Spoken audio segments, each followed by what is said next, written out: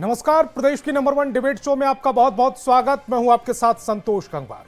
25 जून 1975 की वो काली रात जिसने भारत के लोकतंत्र की नींव को हिला दिया था, क्योंकि तब की तत्कालीन इंदिरा गांधी सरकार ने आपातकाल की घोषणा की थी। संविधान के अधिकारों को निलंबित कर दिया, प्रेस पर सेंसरशिप थोप दी गई और विपक्षी नेताओं को जेल में डाल दिया गया। ये 21 महीनों का वो दौर था जिसे भारत के लोकतंत्र का सबसे अंधेरा अध्याय कहा जाता है। लेकिन 50 साल बाद जब हम एक नए भारत में खड़े हैं, क्या इस आपातकाल को याद रखना जरूरी है? क्या यह सिर्फ राजनीतिक दलों के लिए एक हथियार है या यह हमें लोकतंत्र की कीमत समझाता है? एक तरफ वे लोग हैं जो कहते हैं कि आपातकाल को याद रखना जरूरी है ताकि हम अपनी स्वतंत्रता और संवैधानिक अधिकारों की रक्षा करना सीखें। वे मानते हैं कि ये इतिहास हमें सत्ता के दुरुपयोग और तानाशाही के खतरों से आगाह करता है। दूसरी तरफ कुछ लोग इसे महज पुरानी बात कहकर खारिज करते हैं। उनका तर्क है कि आज का भारत उस दौर से कहीं आगे निकल चुका है और इसे बार बार उठाना सिर्फ राजनीतिक लाभ के लिए। और तीसरी तरफ इमरजेंसी के 50 साल पूरे होने पर राजनीति भी खूब हो रही है। बीजेपी इसे संविधान हत्या दिवस के रूप में मना रही है। कांग्रेस का आरोप है कि आज अघोषित आपातकाल है। प्रधानमंत्री मोदी से लेकर सीएम नीतीश और कांग्रेस अध्यक्ष मल्लिकार्जुन खड़गे तक ने अपने अपने सियासी नफा नुकसान के हिसाब से बयानबाजी और सोशल मीडिया पोस्ट किए। इन सबके बीच सवाल है कि क्या हम वाकई उस दौर से सबक ले चुके हैं? क्या आज भी सत्ता और स्वतंत्रता के बीच का संतुलन खतरे में है, जैसा विपक्ष आरोप लगाता है? सवाल यह भी है कि क्या आपातकाल की याद हमें एकजुट करती है या हमें बांटती है? आज इन्हीं सवालों पर करेंगे महामंथन। इमरजेंसी की याद क्यों जरूरी?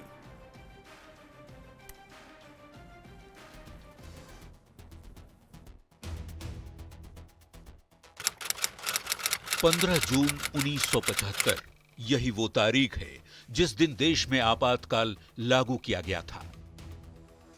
देश में आपातकाल लागू किए जाने के आज 50 साल पूरे हो गए। प्रधानमंत्री नरेंद्र मोदी ने आपातकाल को लोकतंत्र का काला अध्याय बताते हुए इसे तब के अपने अनुभवों को साझा किया। पीएम मोदी ने सोशल मीडिया पर पोस्ट किया और लिखा, उस वक्त वो आरएसएस के युवा प्रचारक थे और कांग्रेस ने लोकतंत्र को बंधक बना लिया था। आज भारत के लोकतांत्रिक इतिहास का सबसे काला अध्याय आपातकाल थोपा गया था। आपातकाल थोपे जाने को 50 वर्ष पूरे हो गए। भारत की जनता इस दिन को संविधान हत्या दिवस के रूप में याद करती है। इस दिन भारतीय संविधान में निहित मूल्यों को दरकिनार कर दिया गया था। उस समय की कांग्रेस सरकार ने लोकतंत्र को गिरफ्तार कर लिया था। इमरजेंसी को लेकर सीएम नीतीश कुमार ने भी सोशल साइट एक्स पर पोस्ट लिखा, 25 जून 1975 का वो दिन हम सभी को याद है जब देश में आपातकाल लागू हुआ था। इसे स्वतंत्र भारत के इतिहास का काला दिन कहा जाता है। साल 1975 का आपातकाल तत्कालीन सरकार की तानाशाही का प्रतीक था। आपातकाल में जनता की अभिव्यक्ति की आजादी पर पाबंदी लगा दी गई थी। आपातकाल के खिलाफ लोकनायक जयप्रकाश नारायण जी ने आंदोलन शुरू किया। मैंने भी अपने कई साथियों के साथ इस आंदोलन में भाग लिया तथा आपातकाल का सक्रिय विरोध किया। हम सभी साथियों को तानाशाही के खिलाफ आवाज उठाने के लिए जेल में बंद कर दिया गया, लेकिन देशवासियों ने एकता और साहस का परिचय दिया। एकजुट होकर हमने लड़ाई लड़ी। इमरजेंसी के 50 साल पूरे होने पर बीजेपी जगह जगह कार्यक्रम कर कांग्रेस को घेर रही है। एनडीए नेताओं ने एक सुर में कांग्रेस पर निशाना साधा। लोकतंत्र की हत्या जिन लोगों ने किया उसको पूरा देश समझ रहा है और देश ने सबको सत्ता से बाहर भी करने का काम किया। और बिहार के फिल्म नीति में उनको अनुदान भी मिलेगा और ऐसे लोग बिहार के धरती पर लोकतंत्र के रक्षक के रूप में जिसने अपने बलिदान दिए या संघर्ष किए, उनको आने वाला पीढ़ी जानेगा भी, गौरवान्वित भी हो। जितने भी लोग आज इंडी गठबंधन से जुड़े हुए हैं, उन लोगों ने भी उसके खिलाफ आवाज उठाया था। इसलिए लोगों को बताया जा रहा है कैसे उन लोगों ने अपने राजनीतिक स्वार्थ के लिए संविधान के साथ, बाबा साहब के लिखे संविधान के साथ छेड़छाड़ करके अपनी सत्ता को बनाए रखने का काम किया था। आपातकाल के 50 साल पूरे होने पर बीजेपी इसे संविधान हत्या दिवस के तौर पर मना रही है, जबकि विपक्ष और कांग्रेस इसे बीजेपी की राजनीति बता रहे हैं। Bureau report, news 18। तो डिबेट की शुरुआत करें उससे पहले आज के सवालों पर आते हैं। आज बहस बिहार की में हम पूछेंगे, आपातकाल के 50 साल सियासत क्यों अपार? क्या आपातकाल सत्ता के दुरुपयोग का प्रतीक है? लोकतंत्र में आपातकाल की याद क्यों जरूरी है? क्या आपातकाल का राजनीतिकरण हो रहा है? आपातकाल को भूलना चाहिए या फिर याद रखना चाहिए? सवाल जवाब का सिलसिला शुरू करें उससे पहले मेहमानों से आपका परिचय करा देते हैं। सत्ता पक्ष से हमारे साथ जेडीयू प्रवक्ता अभिषेक झा और बीजेपी प्रवक्ता सुहेली मेहता जी जुड़ रही, तो वहीं विपक्ष से आरजेडी प्रवक्ता अरुण यादव और कांग्रेस प्रवक्ता असितनाथ तिवारी जी जुड़ रहे। सभी मेहमानों का बहुत बहुत स्वागत। मेरा पहला सवाल बीजेपी प्रवक्ता सुहेली जी आपसे है। आज इमरजेंसी को 50 साल पूरे हो गए। देश के साथ साथ बीजेपी भी इमरजेंसी के समय को याद कर रही है, लेकिन आप इसे संविधान हत्या दिवस के रूप में मना रहे, क्यों?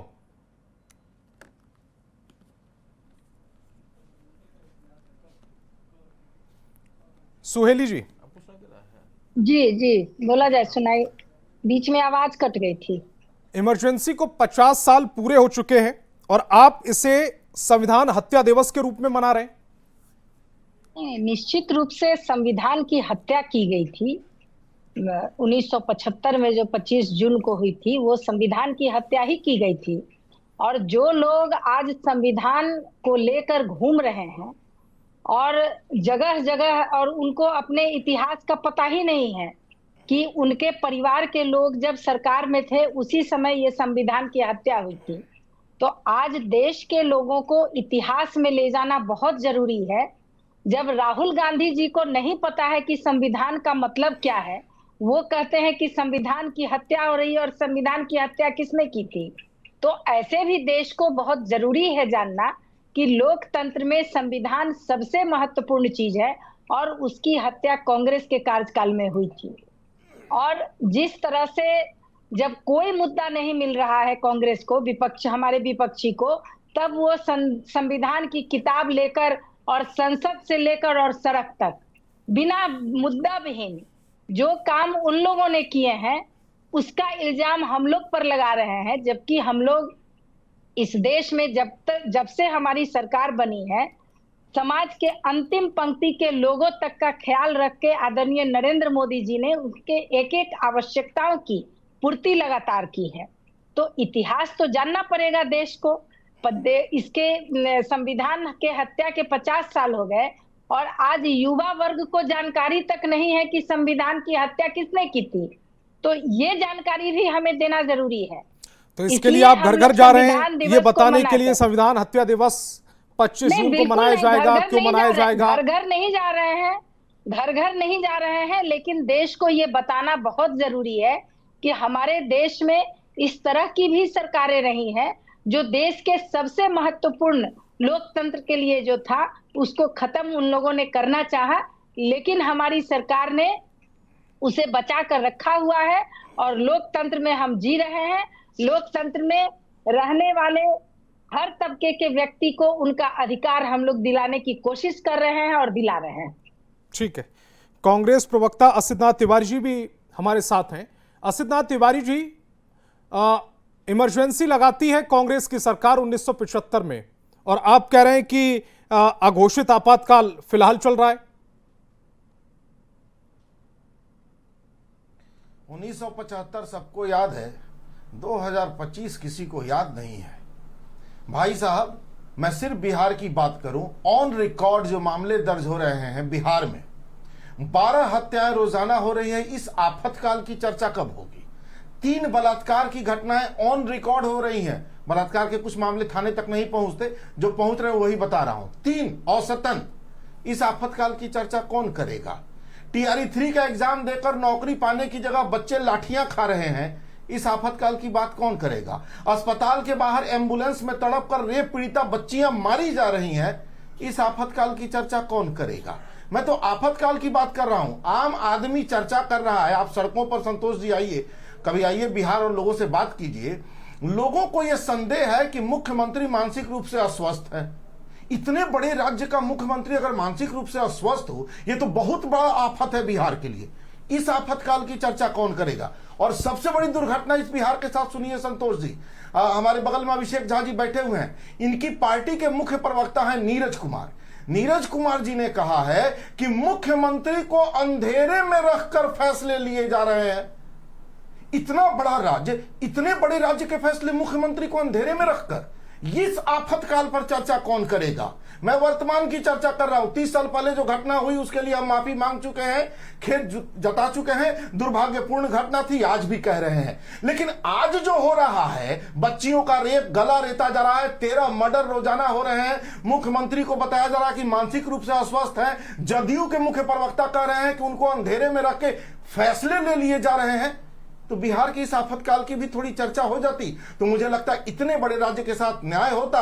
वो TRE 3 के अभ्यर्थी जो लाठियां खा रहे हैं, उन्हें नौकरियां नहीं मिल रही, उन्हें नौकरी मिल जाती। मुझे लगता है वो इस आफतकाल से निकलते। एक नई ट्रेन माना कि इमरजेंसी पाटलिपुत्रा से गोरखपुर, आपकी सरकार, उस नई ट्रेन में बरसात का पानी सीट पर टपक रहा है, इस आफतकाल की भी चर्चा हो जाती। संतोष जी, सिद्धार्थ तिवारी जी, कम से कम आपने ये तो माना कि जो इमरजेंसी थी वो ठीक नहीं थी और उस पर आप माफी भी मांग रहे हैं। लेकिन मेरा सवाल है कि उस समय आपकी आवाज को बंद कर दिया गया, जीने का अधिकार छीन लिया गया था, नसबंदी जबरन कराई जा रही थी, प्रेस पर रोक लगा दी गई थी, अखबार छप नहीं सकते थे।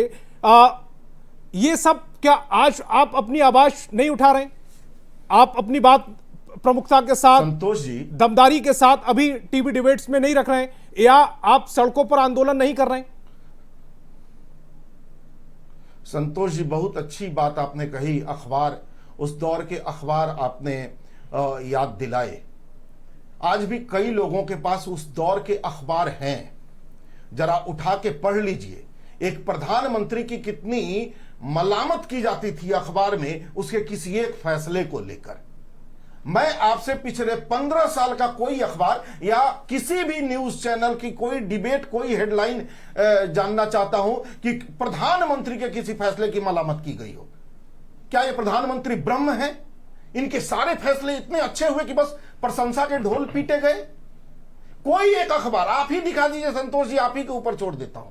कोई एक हेडलाइन किसी चैनल की दिखा दीजिए, मैं आप ही के ऊपर छोड़ देता हूं। उस समय अखबारों में इतनी हिम्मत थी साहब कि वो प्रधानमंत्री की लानत मलामत करते थे और फिर भी वो अखबार छपते थे, वो अखबार चलते थे, आकाशवाणी और दूरदर्शन चलता था। और उसी दौर की एक घटना आपको याद दिला रहा हूं संतोष जी।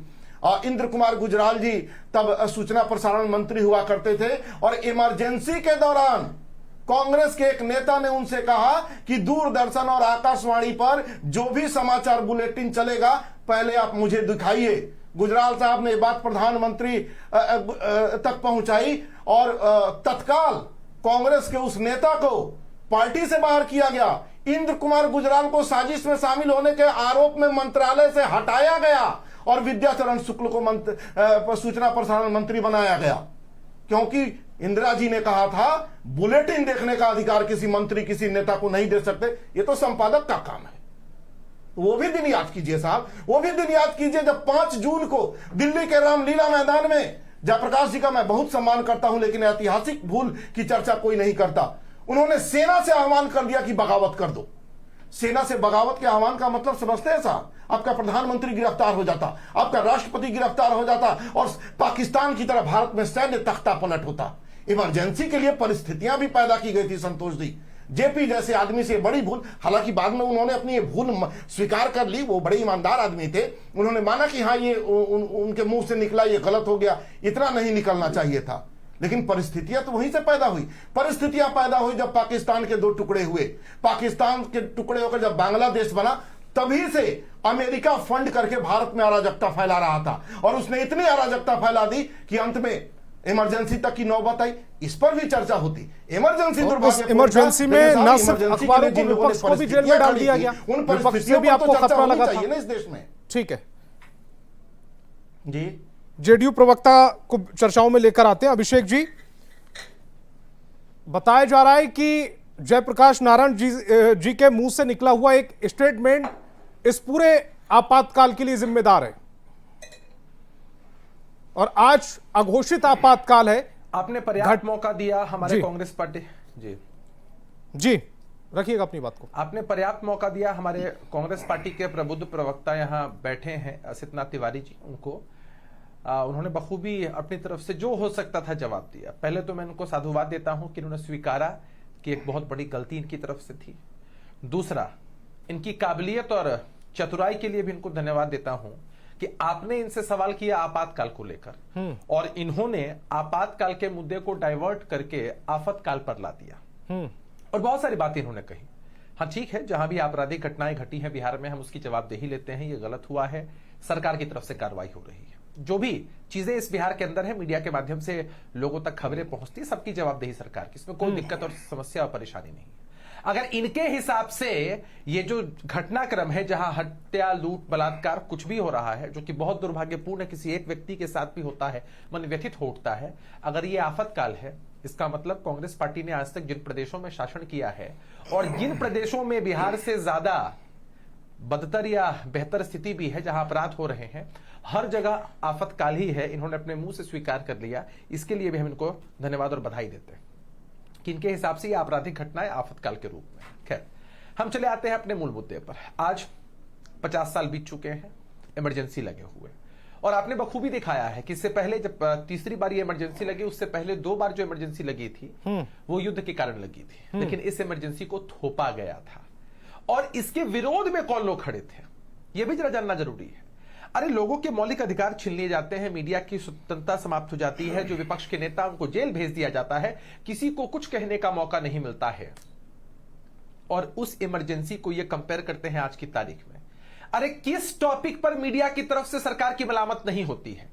कहीं अगर घोटाले की बात सामने आती है, हत्या, लूट, बलात्कार होता है, कुछ भी होता है, मीडिया के लोग जमकर खबरें चलाते हैं, और हम जैसे प्रवक्ताओं को अपनी बात रखनी पड़ती है। जहां किरकिरी होती है, उन फैक्ट्स को भी रखना पड़ता है। कैसे उस आपातकाल को इस आफतकाल से कंपेयर कर दिया जाए। दूसरी बात, देखिए, बहुत महत्वपूर्ण बात मैं कहने जा रहा हूं। जो लोग आज हमारे साथी यहां बैठे हैं, कांग्रेस पार्टी के जो सहयोगी दल हैं, राष्ट्रीय जनता दल की बात करें या समाजवादी पार्टी है उत्तर प्रदेश में, और भी जो दल, जो समाजवादी विचारधारा से आने वाले दल हैं, जो ढोंग करते हैं कि उस विचारधारा से आते हैं, इन लोगों को कांग्रेस पार्टी के आदेश पर, सरकार के आदेश पर जेल में सड़ना पड़ा था। और आपको याद होगा कि उस वक्त जो एक्ट लगा, जिसके तहत बिना कारण बताए, बिना कोर्ट का आदेश माने हुए लोगों को जेल की सलाखों के भीतर भेज दिया गया था, उसका नाम था Misa, maintenance of internal security act. और लालू प्रसाद यादव जी ने अपनी प्रथम सुपुत्री, सबसे बड़ी सुपुत्री मीसा भारती जी का नाम इसी प्रतीक के रूप में रखा था कि भाई कांग्रेस पार्टी ने देश पर इसको थोपा और हम सब लोगों को जेल के अंदर ठूस दिया, सड़ा दिया, लोगों को याद रहे। लेकिन लालू जी कहां याद करते इस बात को? अरे, जब वो मीसा भारती जी को देखते तो उनको वो दौर याद आना चाहिए था, और कांग्रेस पार्टी ने जो गलत फैसला किया उसके खिलाफ पुरजोर तरीके से विरोध करना चाहिए था। लेकिन राजनीतिक लाभ के चक्कर में आज वो भी कांग्रेस पार्टी गोद में जाकर बैठे हुए हैं। जब कांग्रेस की सत्ता थी तब लालू जी को कितनी बार सलाखों के पीछे जाना पड़ा, कितने ये सारे मामले उन पर ट्रू हुए और सजा याफ्ता तक हो गए। लेकिन इनके लिए सबसे पहली प्रायोरिटी है पॉलिटिकल लाभ, और उसी हिसाब से ये लोग काम करते हैं। तो भाई, जो गलत काम हुआ, जो एक काला अध्याय है, देश के लोकतंत्र के लिए एक बहुत बड़े धब्बे के समान है, उसको अगर याद करके कोई पॉलिटिकल पार्टी अपनी बात कहती है, या हमारे नेता नीतीश कुमार जी ने एक बहुत बेहतर पोस्ट किया, जिस तरह की चीजों को उन लोगों ने झेला, जिस तरह से जेपी के नेतृत्व में लोग आगे बढ़े, देश एकजुट हुआ और स्थितियां सुधरी और कांग्रेस पार्टी की स्थिति इतनी बदतर कर दी गई अगले चुनाव में, इन बातों को अगर हम याद करते हैं तो दिक्कत क्या है भाई? आप अगर हम पर आरोप लगाते हैं, आप अगर कहते हैं कि हमारी सरकार में ये सब गलत काम हुए हैं, हम कहां बौखला रहे हैं, हम कहां चर्चा से पीछे भाग रहे हैं? लेकिन बड़ी चतुराई के साथ अगर इस टॉपिक को डेविएट भी करने का प्रयास किया जाए तो हम डेविएट नहीं होने देंगे। देश ने वो दंश झेला है संतोष जी, और जब 25 जून की तारीख आती है, अब तो ये 50 वर्ष ऐतिहासिक हैं, इतने दिन बीत चुके हैं, उसके बाद देश में कभी इमरजेंसी उस तरह से नहीं लगी। और स्थितियां भी बहुत बेहतर रही। और आपने बहुत बखूबी कहा संतोष जी, मैं तो उस बात को कोट करने ही वाला था कि अगर हमारे विपक्ष के साथी हम पर ये आरोप लगाते हैं कि अघोषित आपातकाल है, तो कहाँ आपके बोलने पर पाबंदी लगा दी गई है, कहाँ मीडिया पर पाबंदी लगा दी गई है। आप जितना हो सके सरकार को क्रिटिसाइज करते हैं और सारे प्लेटफॉर्म्स आ चुके हैं। सरकार बड़ी पेशेंस के साथ आपकी सारी बातों को सुनती है, किसी पर कोई कार्रवाई नहीं होती है, कोई जेल के अंदर ठूसा नहीं जाता है, अगल बगल बैठे हुए भी हैं जाता है, आप हर जगह आंदोलन करने के लिए स्वतंत्र हैं जी। अगल बगल बैठे हुए भी हैं आप। नहीं, बगल में बैठे हैं और इनकी इतनी हार्श बातें, ये जो आईना हमको दिखा रहे हैं वो हम देख रहे हैं, हम भाग भी नहीं रहे हैं, भाग सकते भी नहीं हैं हम। ये जो बातें कह रहे हैं उसको पूरे पेशेंस के साथ हम सुन रहे हैं कि भाई इन्होंने कहा कि ऐसा ऐसा ऐसा मसला है इस बिहार के अंदर, इनके कहने पर रोक थोड़ी है। और हम ऐसा भी नहीं कर सकते कि उठ के हम यहां से भाग जाए, कहीं और चले जाए। लेकिन उस वक्त तो रोक लगा दी जाती थी कि अगर हमारे खिलाफ बोलोगे तो चले जाओगे जेल के अंदर, सलाखों के पीछे चले जाओगे, मीसा एक्ट की तरह चले जाओगे। भले मीसा भारती जी का नाम लोग उस हिसाब से करें। और मुझे तो लगता है कि आज मैंने जो जानकारी साझा की है, बिहार के जो नौजवान हैं उनको इस बात की जानकारी भी उतनी परफेक्ट नहीं होगी कि लालू जी ने आखिर मीसा भारती जी का नाम मीसा क्यों रखा, उसी आक्रोश में रखा, उसी को सिंबल बनाकर रखा कि इस तरह की चीजें हम पर थोपी गई तो हम अपनी बिटिया का नाम यही रखेंगे ताकि लोगों को याद रहे। लेकिन लालू जी तो अब ये बात कह नहीं पाएंगे। चुनौती देता हूं मैं आरजेडी के प्रवक्ता को, बता दे कि मीसा भारती जी का नाम मीसा क्यों रखा गया। ठीक है, ये भी बताइएगा और ये भी बताइएगा कि लालू प्रसाद यादव जी का, अरुण जी, लालू प्रसाद यादव जी का जो राजनीतिक उदय हुआ था वो इसी इमरजेंसी की लड़ाई के बाद हुआ था। उसके बाद लालू प्रसाद यादव जी इसी इमरजेंसी की लड़ाई के दौरान जेल गए थे और उसके बाद लालू प्रसाद यादव बनकर राजनीति में आए थे। बाद में आप पर आरोप लगते हैं कि आपने राजनीतिक लाभ के लिए कांग्रेस के साथ गठबंधन कर लिया। देखिए संतोष जी, जिस विषय पर आज हम लोग डिबेट पर बैठे, निश्चित रूप से 1975 में आज के ही दिन कांग्रेस की सरकार ने आपातकाल घोषित की थी और उस दौरान सारे लोग इतिहास के पन्ने में दर्ज किस तरीके से आम नागरिक के जो अधिकार थे उसे निलंबित किया गया, प्रेस पर प्रतिबंध लगाया गया, या फिर विपक्ष के नेताओं को जेल में बंद किया गया, संविधान को अपने तरीके से कई कानून में बदलाव लाया गया। ये सब छिपा हुआ नहीं है, इतिहास के पन्ने में दर्ज है, हम तमाम लोग जानते। लेकिन वो तो घोषित आपातकाल था। लेकिन आज जितने सारे बिंदु थे घोषित आपातकाल के दौरान, वो तो सारे आज और घोषित आपातकाल के दौरान है। आज 11 साल से भारतीय जनता पार्टी की सरकार है। आप बताइए किस तरीके से विपक्षी नेताओं को प्रताड़ित किया जा रहा है, उन्हें जेल भेजा जा रहा है, किस तरीके से बोलने की आज आजादी नहीं है, सच को सच कहने वाले को प्रताड़ित सरकार कर रही है। किस तरीके से अभी आप जिस चैनल के एंकर हैं, कहीं सच को सच कहना शुरू कर दें तो कल ही आपकी इस चैनल से छुट्टी हो जाएगी। कई ऐसे, मैं तो सर सच ही कह रहा हूँ। नहीं, और मैं तो सच ही कह रहा हूँ और चैनल भी सच ही कह रहा है। जितनी भी घटनाएं हुई हमने दिखाई है, आपको बुलाया है बतौर प्रवक्ता, आपने अपनी बात को रखा है। सर संतोष भाई, मैं एक एग्जाम्पल ये, संतोष जी आप कहिए कि लालू यादव जी सबसे बड़े समाजवादी, सबसे ईमानदार नेता इस देश के हैं, कभी अपराधियों भ्रष्टाचारियों को नहीं बढ़ाते हैं, सबसे अच्छे नेता हैं। आप तो बीच में, आपको तो बीच में बोलने की बीमारी नहीं है। आप बीच में अब ये बेचैनी की बीमारी अब कब से? आप तो, हम तो सुन रहे थे, सुनिए ना, आप अपने वक्त में बोलिएगा। ऐसे कई मीडिया जगत के साथ क्या हुआ है किसी से छिपा हुआ नहीं है।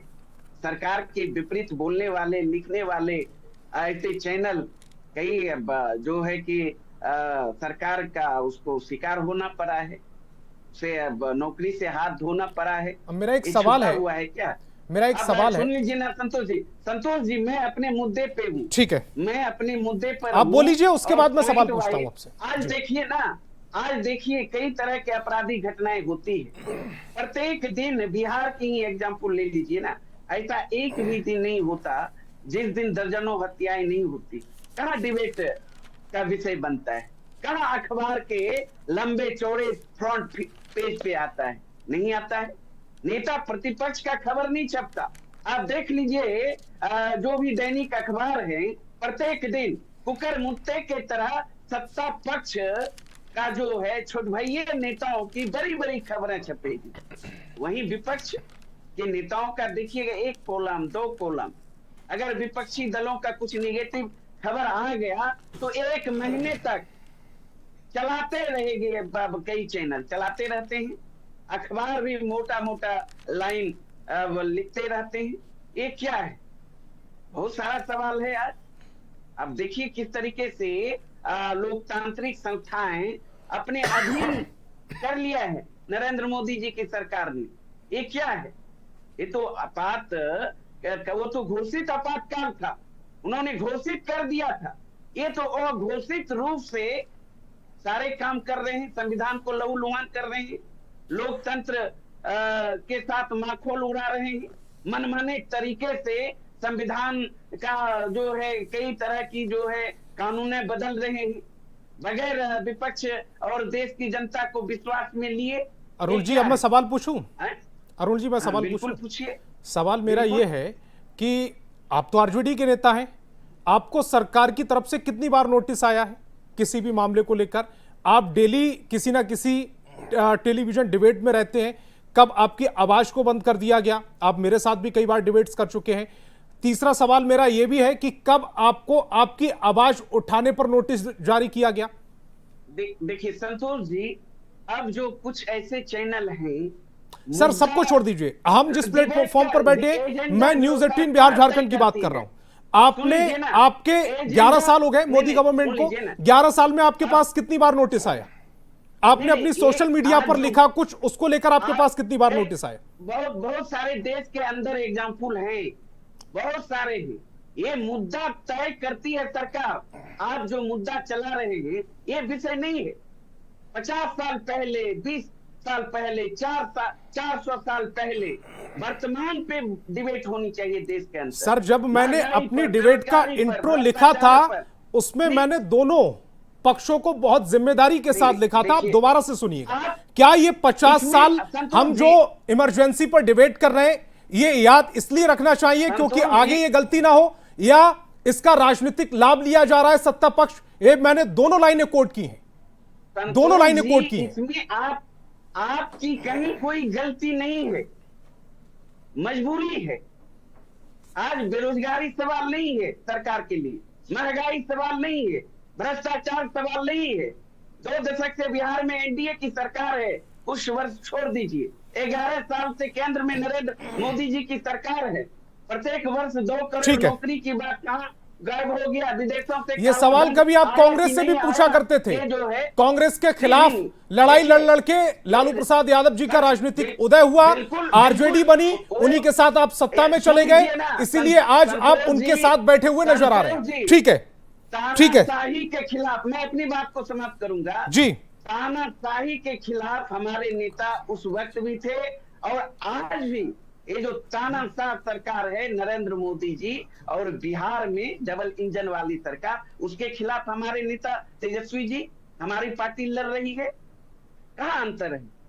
ठीक है। जब जो कि जुल्म करेगी सरकार, तानाशाही रवैया अपनाएगी, तब हमारे नेता मैदान में है जन सरोकार के सुहेली जी, जनता के हित में। जी, आज जब आरजेडी के प्रवक्ता या दूसरा विपक्ष का कोई नेता ये सोशल मीडिया पर लिखकर, सोशल साइट का इस्तेमाल करके, टीवी चैनल्स पर बैठकर, अपनी अपनी वेबसाइट्स पर तमाम आलोचनाएं करने के बाद ये कहता है कि आज आवाज को दबाया जा रहा है, आज अघोषित आपातकाल है, किस तरह से देख रहे हैं आप?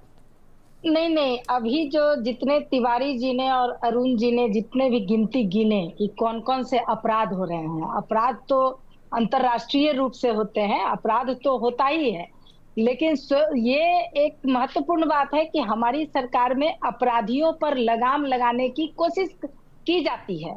हम ये पूछना चाहते हैं इनसे कि ये जितने भी अपराध को गिनाए हैं, इनको कहाँ से पता चला? मीडिया से ही ना। अपने तो इन्होंने जाकर देखा नहीं, तो आखिर मीडिया जब तक जो समाज में अपराध हो रहे हैं वो दिखाती नहीं है तो इनको पता कैसे चला?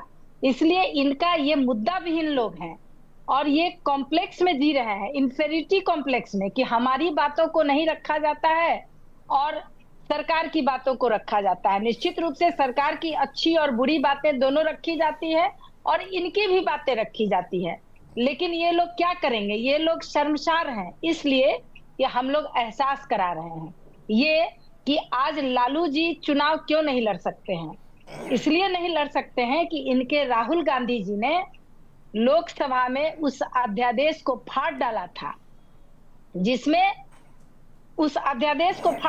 जिसके कारण कि आज लालू जी राजनीतिक रूप से चुनाव नहीं लड़ सकते हैं। इस चीज का इन्हें पश्चाताप है, इस बात का इनको अफसोस है, इस बात का भी ये अफसोस हो रहा है। अभी इन्होंने कहा कि उस समय भी लालू जी खिलाफ थे और आज भी तेजस्वी जी खिलाफ है।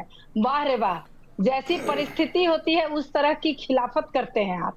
जहां से आपने राजनीतिक रूप से जन्म लिया, आज उन्हीं के गोद में जाकर बैठे हुए हैं और जिन्होंने आपको जेल भेजने का कारण जो बने, आप उसके साथ बैठे हुए हैं और आप दोष दे रहे हैं हमको कि यहाँ जेल भेज दिए जाते हैं खिलाफ करने पर। किसने खिलाफ किया जिसको? भाई आप घोटाला कीजिएगा, चोरी कीजिएगा, अपराध कीजिएगा तो जेल तो जाइएगा। आपके यहाँ ईडी और सीबीआई का छापा पड़ेगा क्योंकि आपने वो गलती की है। तो आप कहिएगा कि सरकार का घोषित आपातकाल है कि कोई कुछ किया तो उसके यहाँ, भाई स्वाभाविक सी बात है, हमारी पार्टी क्राइम पे कंट्रोल करना चाहती है, घोटाले पर कंट्रोल करना चाहती है, इसलिए उसके खिलाफ तो कार्रवाई करेगी और कानून कार्रवाई करती है, और कानून के तहत सजा मिलता है। अब इसको ये लोग कहेंगे अघोषित आपातकाल, तो ये तो इनकी समझ का फेरा है और इनकी समझ क्या कहती है जिस तरह से राहुल गांधी जी हम का है। चूंकि अरुण जी आप उंगली उठा रहे हैं, असित जी इसके बाद मैं तुरंत आपके पास आऊंगा। अरुण जी जल्दी से 1 मिनट में अपनी बात को रखिएगा। अभी ये घोटाले का जिक्र कर रहे थे। 20 साल के दौरान सृजन घोटाला से लेकर बांध घोटाला से लेकर अनेकों, लगता है 3 दर्जन से अधिक घोटाला हुआ। नरेंद्र मोदी जी खुद 33 घोटाला का जिक्र किया। संतोष जी, जितने भी आर्थिक अपराध हुए हैं हमारी सरकार में, वो पक्ष में हो या जी अपने समय पर, सोहेली जी अपने समय पर आऊंगा, इसके बाद आऊंगा, सभी के पास आऊंगा। सुन लीजिए ना, नरेंद्र मोदी जी खुद बिहार आकर 33 घोटाला गिनाए, नीतीश कुमार जी पर आरोप लगाए। कहाँ है वो घोटाला? क्यों नहीं आज तक ईडी सीबीआई उनके घर गए? एक भी बिहार के एनडीए के नेताओं के पास आप तो सर राजनीतिक तौर पर विपक्ष में है, आप कोर्ट जाते हैं? आप बताए, अरे किसी को भी प्रूफ कीजिए, आपको अगर शक है तो चली जाइए कोर्ट। नहीं, संतोष जी आप नहीं जानते हैं, कल तक अजीत पवार जी को कहते थे भाजपाई, चक्की पीच सिंह सबसे बड़ा भ्रष्टाचारी, शुभेंदु अधिकारी से लेकर अजीत पवार तक। अब उसके बाद चले गए बीजेपी में, गला का हार हो गया। अब कहाँ चला गया भाई भ्रष्टाचार? सारे भ्रष्टाचारियों को मिला लिया, दूध के धुले हो गए। और हमारे नेता आदरणीय लालू प्रसाद यादव जी इसके खिलाफ देखिए अरुण जी, आपके नेता के खिलाफ जो कार्रवाई हुई है वो कोर्ट से हुई है। आप जिस पर आरोप लगा रहे हैं, आप स्वतंत्र हैं इस देश में, जाकर कोर्ट में आप जिस पर भी आपको आरोप लगाने हैं आप सबूत दीजिए, कोर्ट उस पर एक्शन लेगा। ठीक है, वो राहुल ठीक है। असित तिवारी जी का समय था, मैंने बीच में आपको समय दिया, मुझे लगा आप कोई महत्वपूर्ण बात रख रहे हैं, इसलिए अब असित तिवारी जी मेरा सवाल आपसे है कि क्या इमरजेंसी पर पर्दा डालने के लिए, जो उस समय हुआ उस पर पर्दा डालने के लिए आप आपदा काल या अघोषित आपातकाल जैसे शब्दों का सहारा ले रहे हैं? आफतकाल। जी संतोष जी, एक ऑडियो आपको सुनाना चाहूंगा। हाँ, बहुत छोटा ऑडियो है, सुन लीजिएगा जरा। क्या रहा है, नीतीश कुमार जी को अंधेरे में रख करके इस तरीके का काम किया गया है। मैं पुनः रिपीटेडली इसको बोल रहा हूँ, क्योंकि चीफ मिनिस्टर का तो सिग्नेचर होना नहीं है। तो एक बार और मैं चाहूंगा कि आप ध्यान से सुनिए। नीतीश कुमार जी का जो जी मैंने सुना ये वर्किंग स्टाइल और जिस पॉडकास्ट में उन्होंने ये इंटरव्यू दिया है वो भी मैंने पूरा सुना। नीतीश कुमार जी को अंधेरे में रख करके इस तरीके का काम किया गया है। मैं पुनः रिपीटेडली इसको बोल रहा हूँ। आप बताइए संतोष जी, बिहार कोई छोटा राज्य नहीं है, क्षेत्रफल के हिसाब से भी बड़ा राज्य है और जनसंख्या के हिसाब से भी बड़ा राज्य है। इतने बड़े राज्य में मुख्यमंत्री को अंधेरे में रखकर सरकारी फैसले लिए जाना, इसके लिए किसी आपातकाल की घोषणा की जरूरत है क्या? क्या यह अघोषित आपातकाल नहीं है कि मुख्यमंत्री को पता ही नहीं है सरकार में क्या क्या हो रहा है और सरकार के फैसले हो जा रहे हैं? मुख्यमंत्री को कौन अंधेरे में रख रहा है, क्यों रख रहा है? दोनों महत्वपूर्ण सवाल हैं। वो कौन है जो मुख्यमंत्री को अंधेरे में रख रहा है? वो खलनायक है इस आफतकाल का। वो क्यों मुख्यमंत्री को अंधेरे में रख रहा है? आखिर मुख्यमंत्री को अंधेरे में रख के कौन कौन से फैसले लिए गए हैं, आगे और कौन कौन से फैसले लिए जाएंगे? इतना बड़ा राज्य ऐसी अराजक स्थिति में छोड़ दिया जाए कि मुख्यमंत्री को कुछ पता ही नहीं और फैसले होते जा रहे हैं। कौन से लोग हैं भाई, ये कौन सा गिरोह है? ये तो सामने आना चाहिए। अच्छा, ये आरोप हमारे नहीं है, विपक्ष के आरोप नहीं है, खुद नीरज कुमार जी जदयू के मुख्य प्रवक्ता ने यह खुलासा किया है। हमारी तरफ से आरोप होते तो चलिए, लेकिन नीरज जी कह रहे हैं। दूसरी बात, जिस आपातकाल की आप बात कर रहे हैं उसके खिलाफ खड़े लगभग सभी नेता कांग्रेस के साथ आ चुके हैं। सुहेली मेहता जी कह रही हैं 20 साल से बिहार में जिनको नेता मानकर इनकी पार्टी राजनीति कर रही है, क्या वो नीतीश कुमार कांग्रेस के साथ सरकार में नहीं रहे हैं? कांग्रेस के साथ दोनों बार वो बिहार में सरकार चला चुके हैं। तब उनको आपातकाल की याद नहीं आई थी, तब इमरजेंसी शब्द वो भूल गए थे क्या? तब तो कांग्रेस के साथ सरकार चला चुके हैं, मुख्यमंत्री रहे हैं कांग्रेस के साथ। तो देखिए, ये मौके की राजनीति करने वाले लोग हैं। अभी मौका आया तो आपातकाल बड़ा बुरा था जी, कल को मौका आएगा अचानक कांग्रेस के साथ सटके सरकार बना लेंगे। इन मौका परस्तों का चेहरा उजागर करना जरूरी है। और महत्वपूर्ण सवाल इस राज्य के लिए संतोष जी, इस राज्य के एक एक नागरिक की जवाबदेही है, वो पूछे कि वो कौन कौन से फैसले हैं जो मुख्यमंत्री को अंधेरे में रख के लिए गए, वो कौन से लोग हैं जिन्होंने मुख्यमंत्री को अंधेरे में रखा है, और मुख्यमंत्री को अंधेरे में रखने का कारण क्या है। ये इस राज्य के लिए अघोषित आपातकाल है और इसे प्रमाणित करते हैं जदयू के मुख्य प्रवक्ता नीरज कुमार जी। इस राज्य में घोषित आपातकाल है, इसका जवाब लीजिए ना संतोष जी किसी से। ये मेरे आरोप नहीं है, अभिषेक जी जवाब दीजिएगा। का खुलासा है। क्या मुख्यमंत्री को अंधेरे में रखकर काम किए जा रहे हैं बिहार में? देखिए, अच्छा एक बात बताइए कि कहीं किसी डिपार्टमेंट में कोई फैसला किया जाता है, कोई एसडीओ करते हैं, डीएसपी करते हैं, एसपी करते हैं, आईजी करते हैं, और उन्होंने साफ तौर पर कहा है कि इसमें मुख्यमंत्री जी का कोई दस्तखत नहीं है। फिर से सुना देता हूं। अब मैं आपको एक मजेदार तस्वीर दिखाता हूं। देखिए, फिर से सुना देता हूं। इन्होंने एक ऑडियो सुनाया आपको और मैं एक बहुत अच्छी तस्वीर आपको दिखाता हूं। संतोष जी का कैमरा अगर जूम करके दिखाएंगे मेरे मोबाइल की तरफ तो ये तस्वीर आप और असित जी दोनों ही स्क्रीन पर हैं इस समय। ये तस्वीर देखिए जी जी, ये एक तस्वीर देखिए जिस तस्वीर में आपको साफ तौर पर दिख रही हैं मीसा भारती जी और राहुल गांधी जी, देख रहे हैं। और ये कोई एआई वाली तस्वीर नहीं है, ये मीसा भारती जी ने अपने फेसबुक वॉल पर पोस्ट की है। देखिए ना राजनीति की क्या विडंबना है। हमारी पार्टी पर आरोप लगा रहे थे। जिस समय आपातकाल लगाया गया उस वक्त राहुल जी की उम्र लगभग 6 वर्ष रही होगी और मीसा जी की उम्र लगभग 1 महीने रही होगी। राहुल जी की जो दादी हैं इंदिरा गांधी जी, तत्कालीन प्रधानमंत्री थी। उन्हें इस बात का कष्ट था कि भाई इलाहाबाद के कोर्ट के द्वारा उनकी सरकार को अवैध घोषित कर दिया गया था और मीसा जी तो 1 महीने की थी। मीसा जी के पिताजी को राहुल जी की दादी मां ने जेल भेज दिया और उसी आक्रोश में लालू जी ने मीसा जी का नाम मीसा ही रख दिया। और अभी राजनीति की विडंबना आप देख लीजिए कि किस तरह से एकजुटता दिखाई जा रही है तस्वीरों के माध्यम से। अभिषेक जी एक सवाल है आपसे छोटा सा, अब सिंपल ये बात ही है ना, पूछ रहा हूं, जवाब दे दीजिएगा। उसी नीतीश कुमार को उसी श्रीमती इंदिरा गांधी की सरकार में जेल भेजा गया, वही नीतीश कुमार मुख्यमंत्री बनने के लिए कांग्रेस के साथ क्यों आ गए?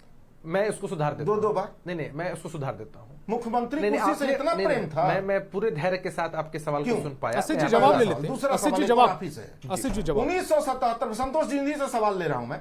1977 में कांग्रेस पार्टी हारी, जेपी मूवमेंट चला, कांग्रेस पार्टी हारी, सत्ता से बाहर हुई और 3 साल बाद 1980 में इस देश ने प्रचंड बहुमत से उसी इंदिरा गांधी जी को दोबारा प्रधानमंत्री बनाया। मतलब इस देश ने माना कि 75 से 77 के बीच देश के साथ धोखा हुआ है और देश ने अपना फैसला सुनाया और प्रचंड बहुमत से। तो असित जी, इससे पहले आपने जैसे ही डिबेट शुरू हुई थी तो माफी क्यों मांगी थी?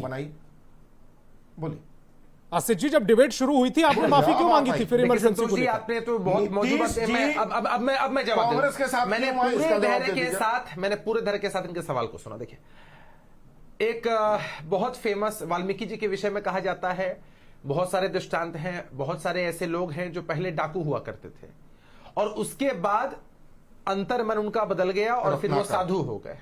ठीक है, अब असित जी ने सार्वजनिक मंच से आपके टीवी चैनल पे अभी माफी मांग ली कि वो बहुत गलत फैसला था, गलत किया था, पूरे देश ने इसको माना, तभी ये किया। लोकतंत्र में होता यह है कि आपने एक बार गलत आचरण प्रस्तुत किया, जनता ने आपको सबक सिखाया, फिर आप सही तरीके से आएंगे, जनता आपकी मदद कर सकती है। तो ये तो एक अलग विषय है। इन्होंने मौजूद सवाल ये पूछा कि हम क्यों आए मुख्यमंत्री बनने के लिए। मैं जरा करेक्ट कर देता हूं आपको। कांग्रेस पार्टी की स्थिति 2010 के विधानसभा के चुनाव में ऐसी हो गई थी कि महज 4 सीटों पर थे। अगर कांग्रेस पार्टी नीतीश जी का सहारा नहीं लेती, अरे जब नीतीश जी ने महागठबंधन का स्वरूप बनाया था और आप 27 सीटों पर आए थे, 4 से 27 पर आए थे, तब नीतीश जी को मुख्यमंत्री बनने के लिए आपकी कोई जरूरत नहीं थी। राजद और जदयू की सीटें इतनी थी कि हम आराम से सरकार बना सकते थे। कांग्रेस पार्टी को सहारा दिया नीतीश जी ने, बहुत बढ़िया, सहारा लिया नहीं, और कांग्रेस पार्टी की गोदी में लालू जी जाकर बैठे हैं, नीतीश जी नहीं। इसलिए कांग्रेस पार्टी, फिर क्या हुआ, सवाल ले लीजिए ना भाई जी। इसके बाद क्या हुआ कि 27 से आप 19 पर चले आए, आप 40-41 सीटें लड़ते, 27 पे रहते। नीतीश जी की संतोष जी, इन्होंने इस बात को स्वीकार किया कि नीतीश जी ने इस देश पर इमरजेंसी थोपने वाली पार्टी की मदद की, उसे मजबूत बनाने का प्रयास किया, आपने एक्सेप्ट किया और उसका विरोध भी आप कर रहे हैं। नीतीश जी के साथ हमने मान लिया, हमने उसको मौका दिया, हम आपके साथ हमने आपको मौका दिया, तो नीतीश हमने तेजस्वी जी को एक बार मौका दिया, हमने राजद को मौका दिया, हमने राजद को मौका दिया, सुधर जाओ, कहना चाह रहे हैं ना। हमने ही कहा कि हमने आपको मौका दिया कि सुधर जाओ। आप लोग हैं मौका परस्त, आप नहीं सुधरे, नीतीश जी किसी के साथ जा सकते हैं, नहीं सुधरे, सिंपल बात। हमने तेजस्वी जी को मौका दिया कि भैया आदमी किसी के साथ भ्रष्टाचार मत करना, इसका उदाहरण है ये। ठीक है, अरुण जी कुछ कहना चाह रहे हैं। अरुण जी को स्क्रीन पर लाएं। किसी कीमत पर इमरजेंसी ये है, इमरजेंसी वो है, मुद्दा यही है सरकार के लिए आप लोग सबके साथ खड़े। वहां अमेरिका का फंड आ रहा था तो देश में अराजक माहौल बनाया, यहाँ कुर्सी पर बैठा रहा तो हमारे साथ अगर कुछ है तो वो है खड़ा होना, आज की तारीख में भी। ठीक है अरुण जी, अपनी बात को जल्दी से रखिएगा। नीतीश जी की छत्र छाया में 41 में 27 सीटें, लालू जी की छत्र छाया में 70 जी। हमें हंसी आती है अभिषेक झा की बात सुनकर। इन्होंने कांग्रेस को जिंदा कर दिया, इन्होंने तेजस्वी जी को जिंदा कर दिया। आपको भी किया है, आपको भी किया जिंदा। अरे सुनिए ना, आपको भी किया है। अब क्यों, आपकी क्या हालत थी भाजपा से जब अलग हुए थे, 14 में अकेले दम पे लोकसभा का चुनाव लड़े थे। अब विकास पुत्र का दम भरने वाले नीतीश कुमार जी का क्या हासिल हुआ। अब उसके बाद लालू जी के चरणों में आए। अरे जिंदा तो आदरणीय लालू प्रसाद यादव जी ने नीतीश कुमार जी को कर दिया, उनके राजनीति को। नीतीश कुमार की क्या वजूद थी भाई बिहार में, इसी से छिपा हुआ है। और उसके बाद लेकिन अरुण जी, लालू प्रसाद यादव तो ये खुद स्वीकार कर चुके हैं कि उन्हें मुख्यमंत्री बनाने के लिए अरे भैया आप जानिए नीतीश कुमार जी ने बहुत मदद की, बहुत कोशिशें की। मदद तो 50 पहला नीतीश कुमार जी लीडर हैं जो लगातार चुनाव हारते ही रहे। पहली बार तो 85 में बने, वो भी हमारे आदरणीय नेता लालू प्रसाद यादव जी की कृपा पे MP बने। और भारत सरकार में पहली बार लालू यादव जी मतदाता मालिकों की कृपा से नहीं, लालू जी की कृपा से लोग बेटा को मुख्यमंत्री क्यों नहीं बना देते? किनको पता नहीं है जनता दल की सरकार में किनके कृपा पर मंत्री बने, ये छिपा हुआ है क्या? अब 2 बार किस रूप में आए, सारी बातें तो पब्लिक डोमेन में है। ये लोग गलतफहमी करने में बिना नीतीश जी के सहयोग से लालू जी CM कैसे बनते और बिना भाजपा के सहयोग से? 2020 में 45 पर आ गए ना, 43 पे क्यों आ गए भाई? नीतीश कुमार जी इतने बड़े 30 मार खान थे, क्यों नहीं अपने दम पर आ गए? सबसे बड़ी पार्टी 2019 के लोकसभा के चुनाव में 0 सीटों पर क्यों आ गए? आप बताइए ना। 2010 में 22 पर क्यों आ गए? आप 2010 में 22 पर क्यों आए विधानसभा में, और 2019 में 0 पर क्यों आ गए, ये बताइए ना। सुन लीजिए, तेजस्वी जी के नेतृत्व को लोकसभा के चुनाव में बिहार की जनता ने लड्डू से क्यों नवाजा? 2020 तक बता दीजिए ना भाई, 2019 में लड्डू क्यों मिला आपको बिहार में? वही तो बोल रहे हैं आप। 2010 में 22 सीटों पर क्यों सिमट गए थे? सुन लीजिए ना, हम लोग गिरगिट के तरह रंग नहीं बदलते, हम लोग जैसे आप तो जो बोल रहे हैं वो झूठ बोल रहे हैं ना। जब आप झूठ बोल रहे हैं तो मैं सुनकर क्या करूंगा? सुन लीजिए ना, कोई लॉजिक बनता नहीं है। 1990 से लेकर 2020 तक के बिहार विधानसभा चुनाव में एक 2010 का छोड़ दें और सारे चुनाव में बिहार की जनता ने सबसे बड़ी पार्टी राष्ट्रीय जनता दल को बनाने का काम किया। और आपकी क्या हैसियत है, क्या हैसियत नीतीश बाबू का है राजनीति में?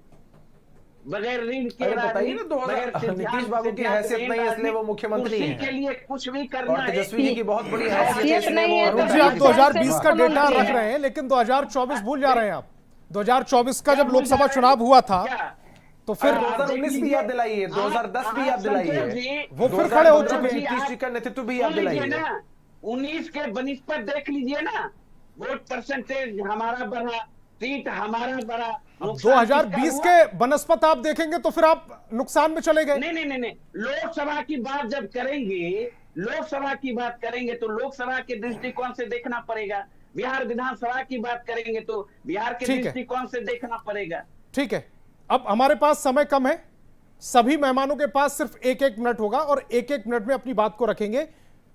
सुहेली जी कुछ कहना चाह रही थी? देखिए, इमरजेंसी जो है लोकतंत्र के सबसे काले अध्याय का दिन है और इसके लिए कांग्रेस पार्टी के जो यहाँ प्रवक्ता है इन्होंने माफी भी मांगी है, लेकिन बीच बीच में ये उतावले हो जाते हैं।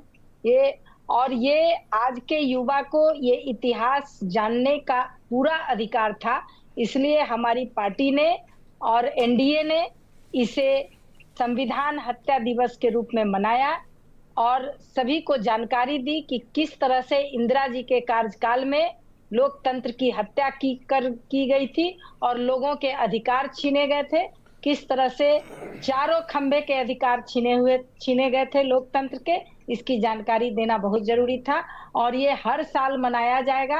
ये 50वां साल था, इसलिए ये विशेष रूप से मनाया गया। ठीक है, असितनाथ तिवारी जी। संतोष जी, एक बड़े पत्रकार हुआ करते थे कमलेश्वर, बड़े पत्रकार और बड़े लेखक। 2007 में जब अखबार की नौकरी छोड़ के मैं टीवी की नौकरी में आया तो दिल्ली के कॉन्स्टिट्यूशन क्लब में उनका एक कार्यक्रम था और उस कार्यक्रम में कमलेश्वर जी ने कहा था कि देश सैन्य तख्ता पलट के अधीन होता, इससे बेहतर ही था कि वो आपातकाल के अधीन गया। ये बड़ी महत्वपूर्ण लाइन है। ठीक है, मैं मानता हूं आपातकाल गलत है और ये मानना भी चाहिए कि वो गलत ही है। सैन्य तख्ता पलट को रोकने की कोशिश होती और आपातकाल नहीं लगाया जाता, लेकिन कल्पना कीजिए अगर सैन्य तख्ता पलट इस देश में एक बार हो जाता तो आज ये देश कहां खड़ा होता। उससे बचाना भी जरूरी था, इसलिए मुझे कमलेश्वर जी की वो लाइन बार बार याद आती है। तो फिर आप माफी क्यों मांगते हैं? अगर आपको ये लग रहा है कि आपका डिसीजन ठीक था, कांग्रेस का डिसीजन ठीक था, तो फिर आप माफी क्यों मांग रहे हैं? आप दलील भी दे रहे हैं एक तरफ की 1980 में हमने प्रचंड बहुमत के साथ सरकार बनाई, फिर आप ये भी कह लेते हैं कि 1975 में जो किया वो ठीक नहीं किया। मैंने 80 में हमने सरकार बनाई, कोई गलत तथ्य तो आपको नहीं बताया। मैं कहां मना कर रहा हूं सर? 1980 में आपने सरकार बनाई, फिर आप ये कह रहे हैं कि जनता का मिजाज के साथ वापस आए। हाँ जी, इसमें क्या गलत है? दोबारा से रिपीट कीजिएगा। 1980 में हम प्रचंड बहुमत के साथ वापस आए थे, तो फैक्ट है।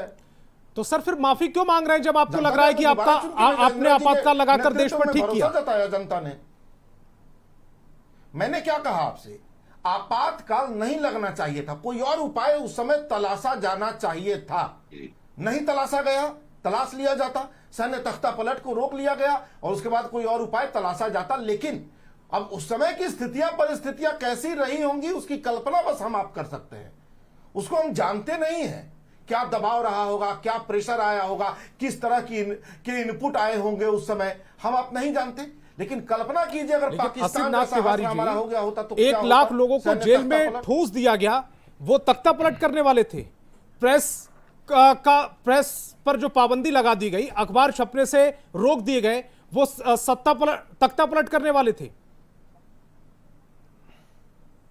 लोगों की जबरदस्ती नसबंदी कर दी गई, वो तख्ता पलट करने वाले थे। ज्यादातर लोग शामिल थे। और सुनिए, जिन लोगों को जेल भेजा गया वो उसी जेपी के नेतृत्व में आंदोलन चला रहे थे जिस जेपी ने दिल्ली के रामलीला मैदान में सैन्य तख्ता पलट की अपील की थी। आपको क्या लग रहा है ये तख्ता पलट की साजिश नहीं थी? ये तमाम लोग ऐसे ही जेल चले गए, घर में सो चलिए, रहे थे। समय की कमी है। जी को लगा कि अरे आप क्यों अपनी खाट पर सो रहे हैं जी? अभिषेक जी जल्दी से जवाब दीजिएगा, 30 सेकंड में प्लीज। ये उसी आंदोलन में न शामिल थे जिस आंदोलन का नेता सेना से अपील कर रहा था कि सेना से बगावत कर, सरकार से बगावत कर दो। संतोष जी, आशीष जी क्या की बात कर रहे हैं आप? आशीष जी की बात सुनकर तो ऐसा लगता है कि अगर कोई पूछे इनसे या कांग्रेस पार्टी के लोगों से कि आपने हमें थप्पड़ क्यों मारा, तो उसके जवाब में कांग्रेस पार्टी कहेगी कि हमें इस बात का अंदेशा था कि अगर आपको थप्पड़ मारकर हम नहीं रोकते। नहीं था, अपील की गई थी सुनिए लाखों की भीड़ में। अरे बहुत मजेदार बात है, सुनिए। और उसके बाद सरकार के पास इनपुट्स भी थे। आपको भी अच्छा लगेगा सुनकर कि कांग्रेस पार्टी को लगा कि भाई हम इनको अगर थप्पड़ नहीं मारेंगे, रोकेंगे नहीं, तो हो सकता है कि ये हमारा सर फोड़ देंगे। ठीक है, ये तो गजब की बात हो गई ना कि इस अंदेशे में कि तख्ता पलट हो सकता है, हमने क्या किया, इंतजार करते कि हो जाए। ठीक है, समय की कमी है, नहीं होता है ऐसा। ठीक है, समय की कमी है। एक बार अरुण जी अपना last close statement. Santosh ji, Congress ने तो घोषित आपातकाल के लिए माफी मांगी, लेकिन ये भारतीय जनता पार्टी के लोग, एनडीए के लोग और घोषित आपातकाल के लिए कब माफी मांगेंगे? ठीक है, तो बताना चाहिए ना।